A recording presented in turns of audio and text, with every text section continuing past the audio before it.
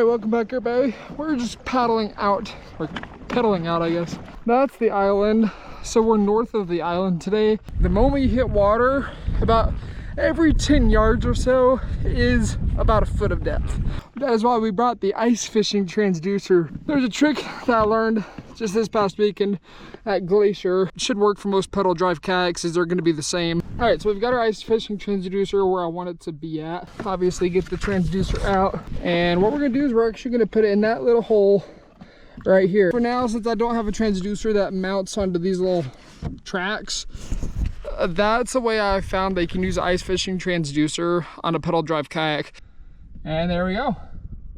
But I want to get out to about 20 feet. Also going to go ahead and troll. This is what we're doing today. This goes about 22 feet down. According to Google searches, about 2 to 3 miles per hour is what you want to target for trolling. So we're going about 2 miles an hour right now. So it's more than enough. So like right there, that could be just a lot of bait fish. We're going to just keep this steady drum at about 2.5, 3 miles an hour.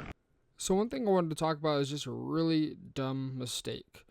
Now, as I'm paddling over, there's structure popping up on the fish finder. There are weed beds, tall weed beds popping up on the fish finder. And I'm assuming right here there is a good big school of bait fish as well. And you know what I decided to do? Keep on pedaling. I didn't even bother to go back. I didn't even bother to mark it. So many mistakes. One, if you find structure, drop a pin right away. Second, once you've dropped that pin, double back to it and fish it. Throw everything you've got at it. Work different cadences, different angles, different sides of it.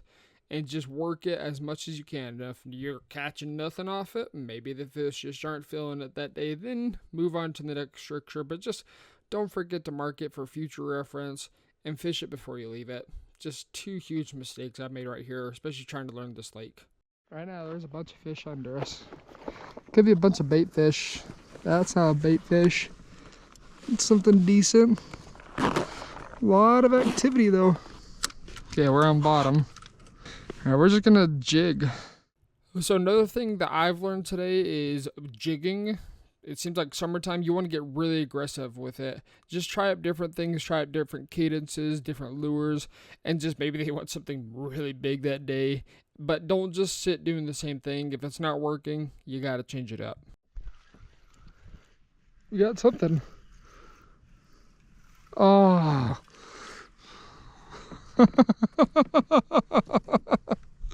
All right, down we go. Hey, that's good though. We know it's weed bottom. I kind of figured it was looking at the fish finder. I'm like we had weight right there though.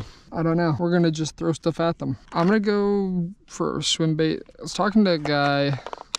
I found the closest thing I could get to watermelon. Like I mean, this is even watermelon. This is something else, but I found the closest color I could find. Like, I went through like so many different stores.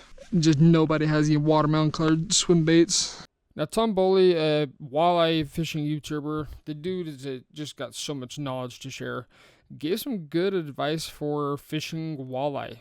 He actually made a video about myths of walleye fishing, and one of the things he was talking about is how everybody gets this mindset of just like fishing just the bottom, and that's pretty much all I've ever thought.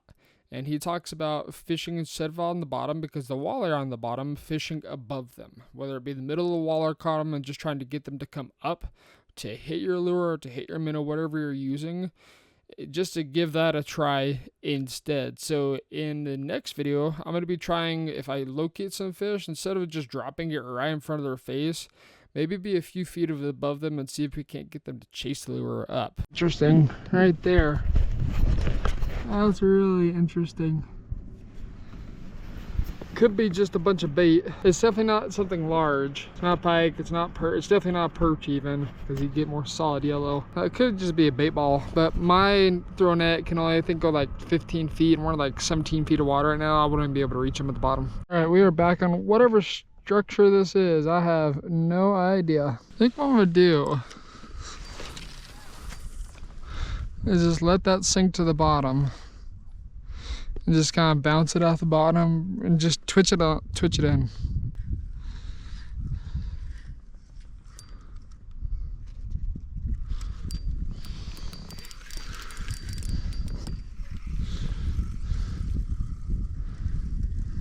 We got a big chunk of weeds.